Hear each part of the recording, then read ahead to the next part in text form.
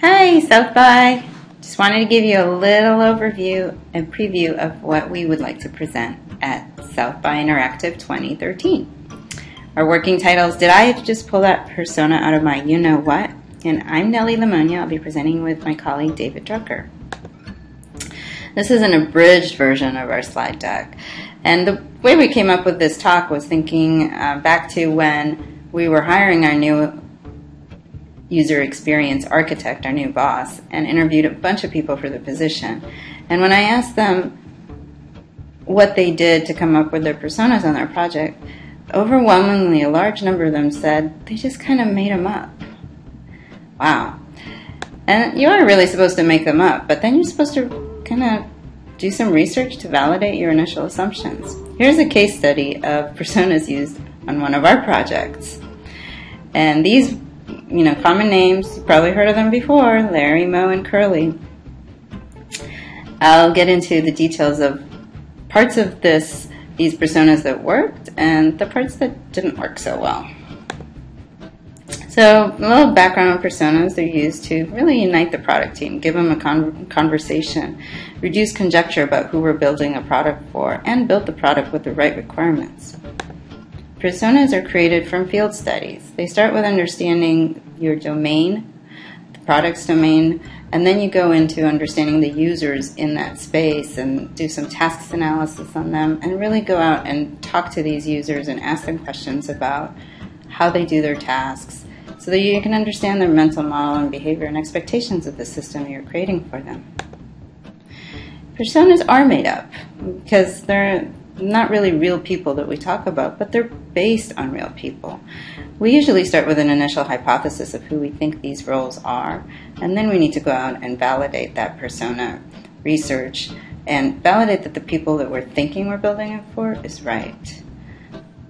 And unfortunately, a lot of project teams just stop right there and don't do the research to back up their initial assumptions. Here's a case study of the content management system that we built in Perforce. The developers came up with the personas, and they didn't really do any research to back these up. And here they are again, Larry, Moe, and Curly. The dev team made these up, like I said, and they did do a lot of good things for the project. They were able to give them a common conversation. They really united the team. And these guys, they said, well, Larry wouldn't want that, and Curly would want that, etc. It really worked well for them. And they did define tasks for the personas, and that helped them prioritize. The things that didn't really work, it was a bit offensive for us in UX to begin with, but that aside, there weren't really any motivating factors defined, and the domain expertise wasn't defined for each of these guys. They didn't really do a good job of reducing conjecture because, you couldn't really know without having motivating factors whether or not Larry would like things that way. And another problem is that Curly couldn't really type and his voice-to-speech skills were lacking. And he was, I think, the content editor.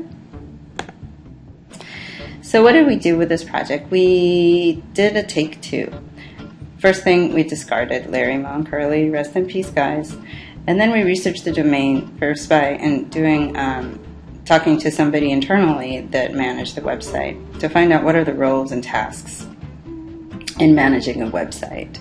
And then we did research, and it wasn't that hard to do. We just had to line up a few folks to talk to both internally and externally and ask them about their specific roles and how they conducted their tasks. And these were done over the phone.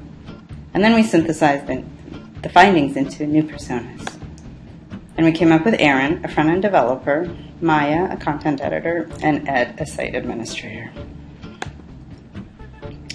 And each of these had clear motivations for them. Like, for Maya, she didn't want her work routine complicated. She had little to no web coding experience. Her tasks were well defined, and we knew of a level of expertise. And these personas really helped to unify the product team. Both the developers agreed that they were good, and we in UX were happy with them, as was product management. In our next case study, which you'll have to come to the talk, I'll show you another funny persona. For a short period of time, Vera made a cameo appearance as one of our product personas.